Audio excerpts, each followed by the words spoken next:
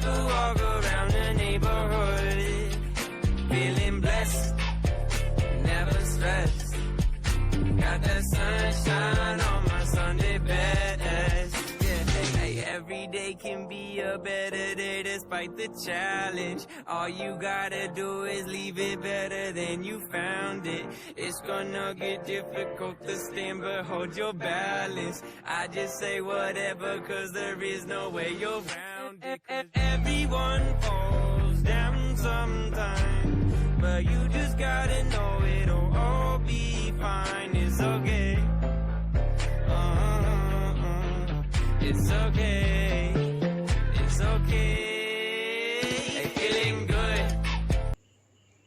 Assalamualaikum warahmatullahi wabarakatuh. Perkenalkan, saya Febi Ines Rahmawati, NIM 1705520157. Nah, kali ini saya akan membahas mengenai audit manajemen, yaitu dengan materi yang pertama itu ada pengendalian bahan baku, materi yang kedua ada pengendalian peralatan dan fasilitas produksi, untuk materi yang ketiga yaitu ada pengendalian transformasi, untuk materi yang keempat yaitu ada pengendalian kualitas, dan materi yang terakhir yang kelima yaitu ada pengendalian barang jadi. Izinkan saya untuk mempresentasikan atau memaparkan materi-materi tersebut. Pengendalian bahan baku. Nah, pengendalian bahan baku itu bertujuan untuk memastikan bahwa bahan baku yang diperoleh atau telah diolah dalam proses sesuai produksi, yaitu telah sesuai dengan kebutuhan standar kualitas produk. Dan nantinya akan dihasilkan suatu proses produksi yang sesuai dengan standar kualitasnya, yaitu mencakup tentang keseluruhan aktivitas yang berhubungan dengan bahan baku, mulai dari pembelian, jadwal penerimaan, penanganan pada saat diterima, penyimpangan, sampai dengan bahan baku yang telah digunakan, yaitu dalam proses suatu produksi. Nah, pembelian bahan baku menyangkut pemulihan pemasok dan pemesan bahan baku tersebut kepada pemasok terpilih. Nah, di sini maksudnya yaitu untuk mendapatkan keyakinan bahwa pemasok mampu memasok bahan baku sesuai dengan kebutuhan. Di sini pemasok sendiri itu untuk mendapatkan keyakinan kelangsungannya, maka keyakinan tersebut harus sesuai dengan sistem atau sistem kualitas yang harus dilakukan untuk memenuhi biaya bahan baku terhadap perusahaan itu.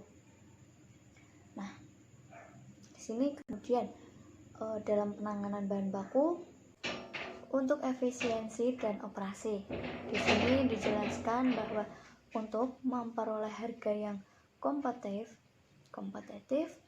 yaitu pengendalian harus meminimalkan biaya-biaya yang terjadi dalam produksi, dalam operasi. Nah, efisien produksi dan operasi adalah suatu yang mutlak dan harus menjadi budaya kerja pada setiap bagian yang terkait. Mungkin itu mampu menekankan pemborosan operasi. Di dalam hal ini, pengendalian harus memaksimalkan mungkin atau mampu menekankan pemborosan atau aktivitas tidak bernilai tambah yang terjadi. Perhatian khusus ini harus diberikan terhadap supervisi pabrik atau tenaga kerja secara tidak langsung. Di dalam dukungan dan keterlibatan pekerja, kesiapan mesin dan peralatan, fasilitas pendukung yang efektif, dan berbagai hal lainnya yang berpengaruh baik langsung maupun tidak langsung. Kemudian di dalam pengendalian produk dan operasi meliputi pengendalian terhadap keseluruhan komponen dan tahapan dalam proses produksi, mulai dari penanganan bahan baku sampai dengan penanganan produk jadi di dalam gudang. Di sini saya akan menunjukkan secara terperinci pengendalian tersebut, yaitu meliputi hal-hal sebagai berikut. Di sini menyangkut 5 hal. Untuk hal yang pertama yaitu pengendalian bahan baku, yang kedua yaitu pengendalian peralatan dan fasilitas produksi, kemudian yang ketiga yaitu pengendalian transformasi, yang keempat ada pengendalian kualitas, dan yang terakhir yaitu pengendalian barang jadi. Nah, di situ kelimanya merupakan suatu pengendalian secara terperinci terhadap pengendalian tersebut. Dalam penanganan bahan baku itu merupakan suatu aktivitas atau standar produk yang bahan bakunya itu yang diterima dari pemasok, yaitu telah sesuai dengan kebutuhan standar produk yang telah ditetapkan oleh suatu perusahaan. Di dalam aktivitas ini harus didukung dengan peralatan dari pemasok. Nah, setelah selesai dengan spesifikasinya yang telah ditentukan, maka setiap bahan baku yang diterima harus diberikan kode supaya tidak terjadi penyelewengan atau distribusi dalam penggunaannya. Kemudian untuk implementasi penanganan bahan baku itu harus melalui audit fisik barang yang telah diterima. Nah, untuk menentukan kesalahan bahan baku dalam spesifikasi itu, maka perusahaan harus memiliki teknik sampling terlebih dahulu terhadap pengendalian supaya untuk mengambil sampel dan konsumen pada standarisasi pengujian itu. Nah, dalam penanganan bahan baku itu untuk memisahkan bahan baku yang konsisten kepada pengujian. Penanganan bahan baku memisahkan bahan baku yang tidak sesuai dengan spesifikasi untuk menghindari penggunaannya di dalam proses produksi. Nah, yang tidak sesuai dengan spesifikasi, maka penggunaan berikutnya harus berkaitan dengan penyimpangan yang telah memadai dan mendapatkan garansi dari pemasok atau agar tidak mudah rusak atau terkontaminasi bahan-bahan lain. Kebijakan ini yang terjadi pada kerusakan itu akan mengakibatkan kerusakan yang fatal atau kerusakan bahan sebelum masuk di dalam proses produksi itu. Kemudian aktivitas penggunaan bahan baku itu perusahaan dalam menghasilkan untuk memberikan suatu kegagalan produk dengan memenuhi spesifikasinya. Di sini aktivitas ini semakin berkurang dengan telah terjadinya kemitraan dengan pemasok di mana komiten pemasok untuk memberikan bahan baku sesuai dengan standar kebutuhan perusahaan di dalam menghasilkan produk yang berkualitas sesuai dengan spesifikasinya. Di sini dituangkan di dalam bentuk jangka panjang. Nah, di sini ada tabel 6.5. Saya akan menyajikan tabel itu di sini.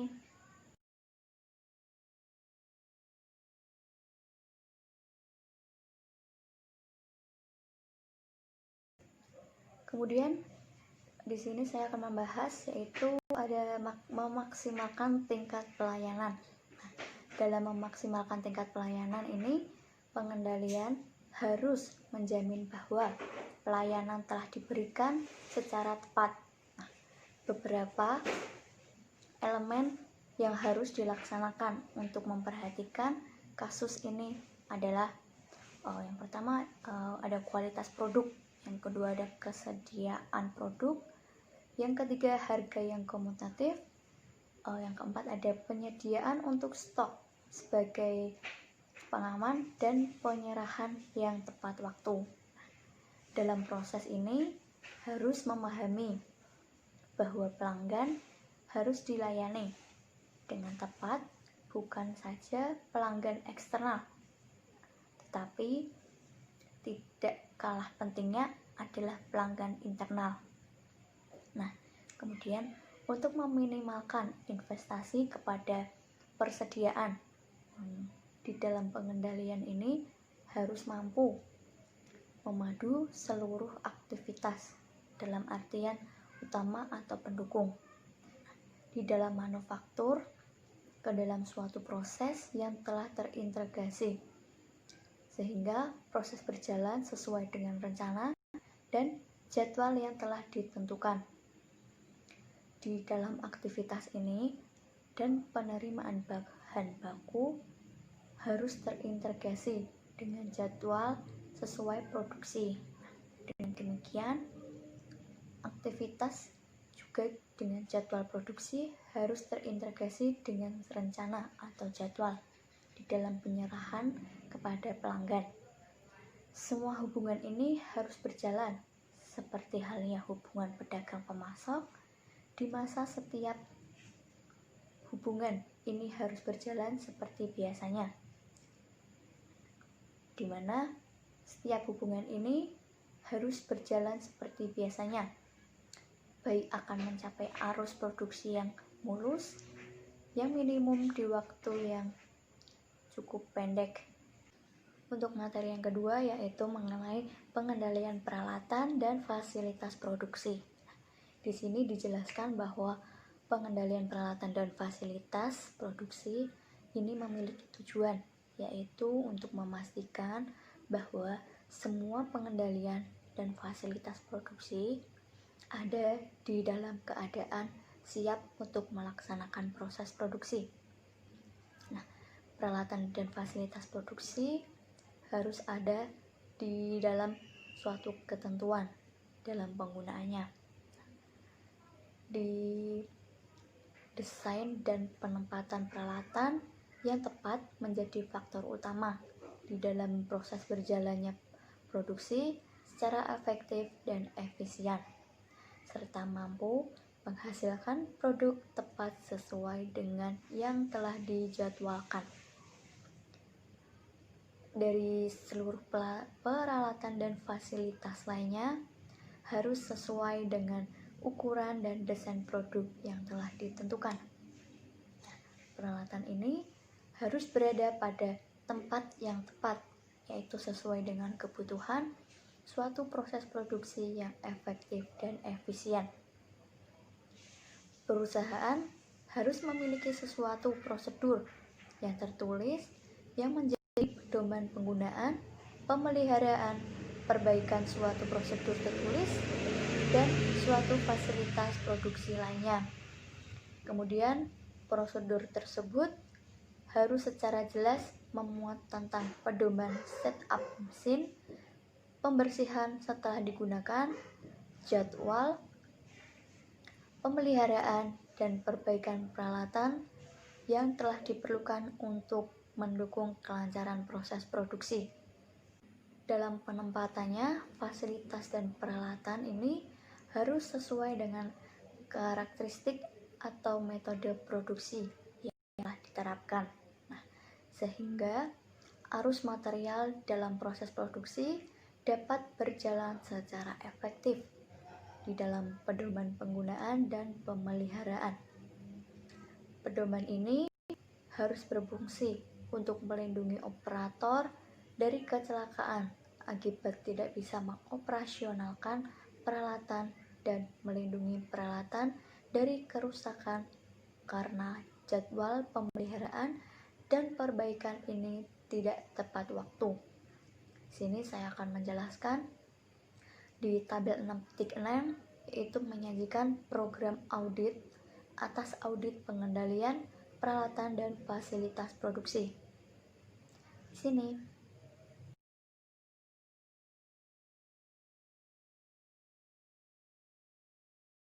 untuk materi yang ketiga yaitu membahas mengenai pengendalian transformasi. Nah, di dalam pengendalian transformasi ini merupakan fungsi transformasi mengolah input menjadi output sesuai dengan standar yang telah ditetapkan sesuai dengan transformasi itu. Kemudian pengendalian ini dalam transformasi memegang peranan penting untuk memastikan bahwa proses pengelolaan ini berjalan sesuai dengan kebutuhan atau proses yang efektif dan efisien.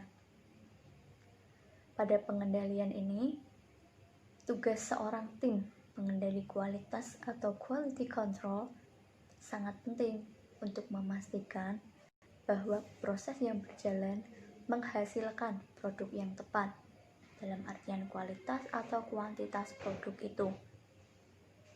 Untuk mencapai tujuan tersebut, pengendalian ini harus mencakup pengesahan proses produk dan pengendalian perubahan atas permintaan suatu inspeksi atau sampel pada proses dan pengendalian laboratorium serta pemrosesan ulang. Setiap proses produksi harus mendapatkan pengesahan dari bagian yang berwenang. Perusahaan harus memiliki prosedur produksi secara tertulis yang berkaitan dengan pedoman tentang hal-hal yang harus dipenuhi sebelum produksi dimulai. Prosedur ini mencakup tentang kepastian fasilitas produksi sebelum dioperasionalkan. Di dalam pejabat yang berwenang memerlukan persetujuan dan pengesahan proses tersebut untuk dijalankan atas individu atau kelompok yang melaksanakan atau bertanggung jawab atas proses yang dijalankan, serta ketentuan-ketentuan lain yang mengatur jalannya produksi, termasuk penggunaan jasa jika terjadi kemacetan proses. Untuk memastikan bahwa produk yang dihasilkan itu mampu memenuhi spesifikasinya, berbagai pengujian dalam proses produksi telah dilakukan. Perusahaan harus memiliki prosedur tertulis untuk memonitor apakah proses telah berjalan dengan lancar dan sesuai dengan ketentuan, sehingga mampu menghasilkan output sesuai dengan yang diinginkan. Dalam prosedur ini mencakup tentang teknik penentuan sampel, memonitor, mampu, output, dan pengesahan produk jadi untuk dimasukkan ke dalam gudang secara langsung untuk diserahkan kepada pelanggan. Penerapan prosedur ini harus bertujuan untuk mencegah terjadinya kegagalan produk, baik kegagalan internal maupun kegagalan eksternal. Pengerjaan ulang ini dikarenakan karena adanya kesalahan proses harus mendapatkan pengendalian yang memadai. Perusahaan ini menekankan kepada secara maksimal terjadinya pengerjaan ulang terhadap produk yang gagal. Untuk memenuhi spesifikasinya, ini merupakan salah satu sumber pemborosan dan berakibat pada tidak efisiennya proses yang sedang berjalan. Kalaupun tidak, bisa dihindari terjadinya jika harus ada prosedur ya. Prosedur ini mencakup tentang kriteria produk gagal. Cara penanganannya, penilaian ini atas pencegahan yang telah dilakukan dan mempersyaratkan tentang produk yang gagal. Dalam produk yang gagal ini dapat diolah kembali atau tidak, maka itu harus direncanakan terlebih dahulu. Dalam proses audit, pengendalian transformasi, dan daftar pernyataan itu disajikan di dalam tabel 6.7 sebagai berikut di bawah ini ya.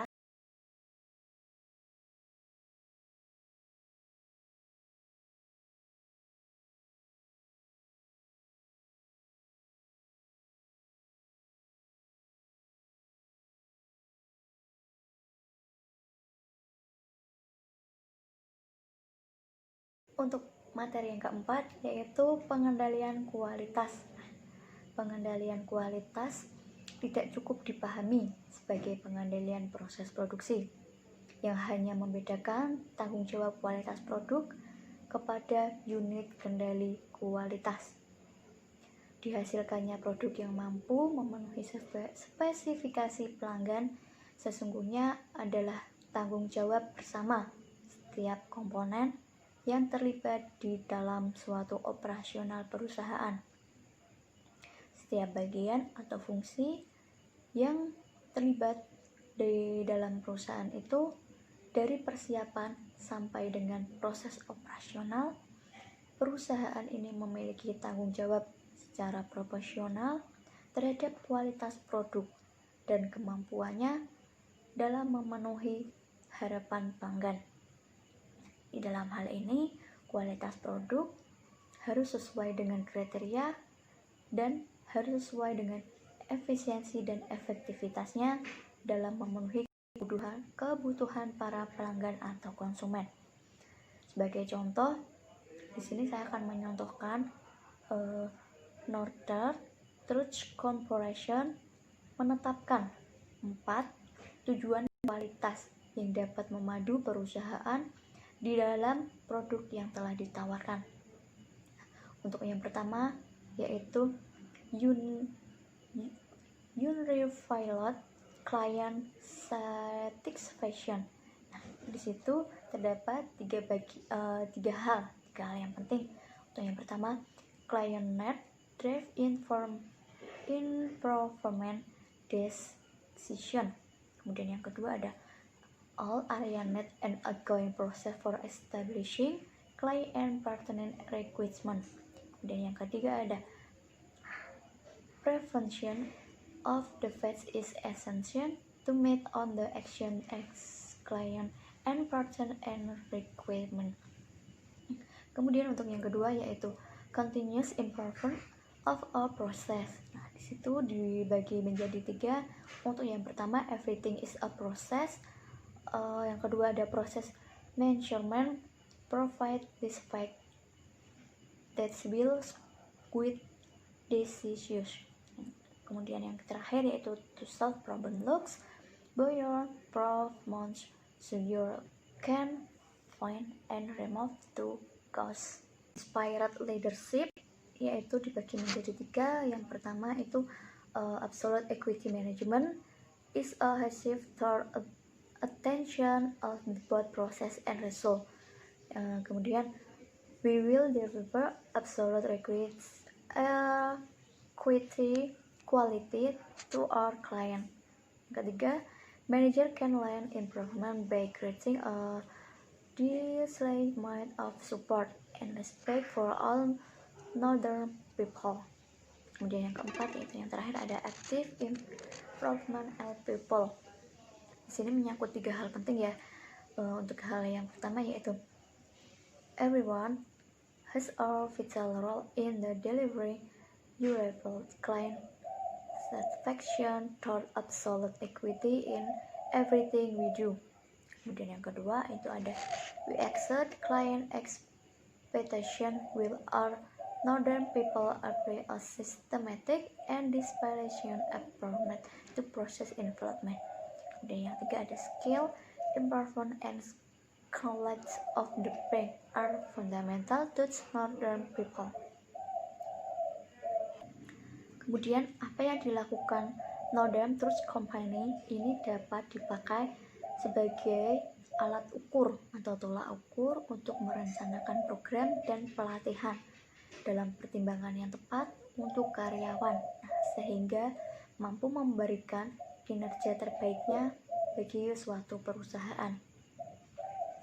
Di dalam terbentuknya komitmen bersama dalam menghasilkan produk sesuai dengan harapan para pelanggan, yaitu melahirkan tanggung jawab secara profesional dan menghasilkan produk yang memenuhi standar kualitas sesuai dengan persyaratan pelanggan.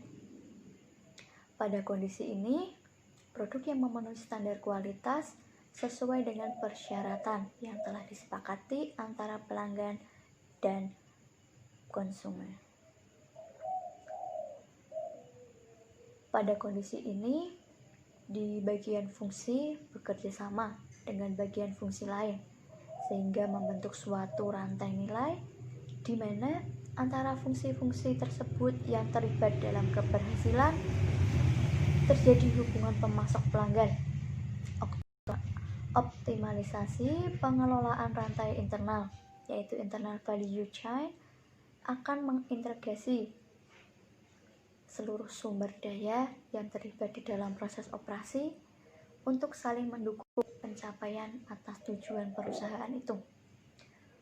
Kemudian di sini saya akan menjelaskan bahwa aktivitas tersebut dapat dikelompokkan menjadi 4. Nah, untuk yang pertama di sini aktivitas pencegahan, yaitu merupakan berbagai aktivitas yang telah dilakukan untuk bertujuan dalam menghindari kualitas buruk pada produk yang telah dihasilkan. Di dalam peningkatan aktivitas ini dalam perusahaan ini diharapkan dapat menurunkan terjadinya kegagalan produk. Jadi sebisa mungkin produk harus jadi dan tanpa adanya kegagalan. Kemudian untuk yang kedua yaitu aktivitas penilaian. Nah, aktivitas penilaian ini merupakan aktivitas yang dilakukan untuk menentukan apakah produk telah sesuai dengan persyaratan pelanggan atau tidak. Di dalam aktivitas ini memiliki sifat yang sama seperti halnya aktivitas pencegahan, di mana peningkatan aktivitas ini dapat menurunkan terjadinya produk gagal. Jadi sebisa mungkin produk ini akan sukses dalam meluncurkan produknya tanpa adanya suatu kegagalan. Kemudian yang ketiga itu ada aktivitas kegagalan internal. Aktivitas kegagalan internal ini merupakan aktivitas yang dilakukan sebagai akibat atas terjadinya kegagalan produk di dalam memenuhi atas dalam spesifikasinya, di mana hal ini telah terdeteksi sebelum produk diserahkan kepada pelanggan atau pemasok atau pemesan. Yang terakhir yaitu yang keempat yaitu aktivitas kegagalan eksternal. Di sini disebutkan bahwa aktivitas yang dilakukan sebagai akibat dari terjadinya kegagalan produk di dalam memenuhi spesifikasinya, di mana hal ini baru terdeteksi setelah produk diserahkan kepada pemesan. Di sini saya akan menampilkan tabel 6.8 yaitu menyajikan pengelompokan biaya kualitas sesuai dengan aktivitas yang telah menyebabkan terjadinya biaya tersebut. Di sini saya akan menampilkan bagian tersebut. Berbagai aktivitas di dalam menghasilkan produk sesuai dengan kualitas yang telah ditetapkan harus dirumuskan secara seimbang di dalam kualitas perusahaan.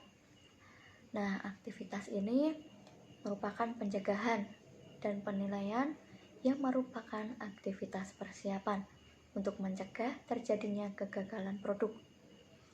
Dalam memenuhi spesifikasinya harus dikelola dengan lebih baik karena pengelolaan yang tepat terhadap aktivitas-aktivitas ini maka dapat secara signifikan menurunkan aktivitas sebagai akibat produk gagal.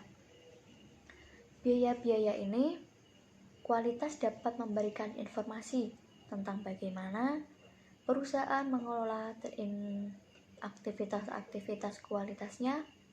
Nah, oleh karena itu, laporan ini harus sesuai akurat dalam penyajian laporan atas informasi mengenai tentang komposisi biaya kualitas produksi. Di sini saya akan menampilkan program audit dan kuesioner berkaitan dengan pengendalian kualitas yang telah disajikan di dalam tabel 6.9.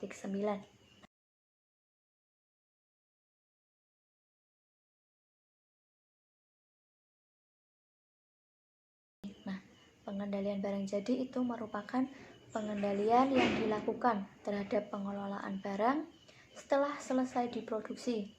Nah, di dalam pengendalian ini bertujuan untuk memastikan bahwa penanganan barang setelah produk jadi sejalan atau telah berjalan sesuai dengan prosedur, sehingga tidak terjadi kerusakan barang dalam penyimpanan atau pendistribusiannya.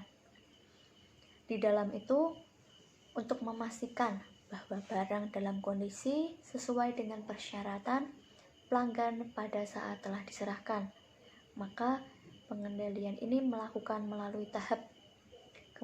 Di sini ada 2 tahap ya. Untuk tahap pertama yaitu verifikasi dan tahap kedua yaitu ada penyimpanan. Tahap kedua ini merupakan suatu inspeksi, pengujian dan data distribusi.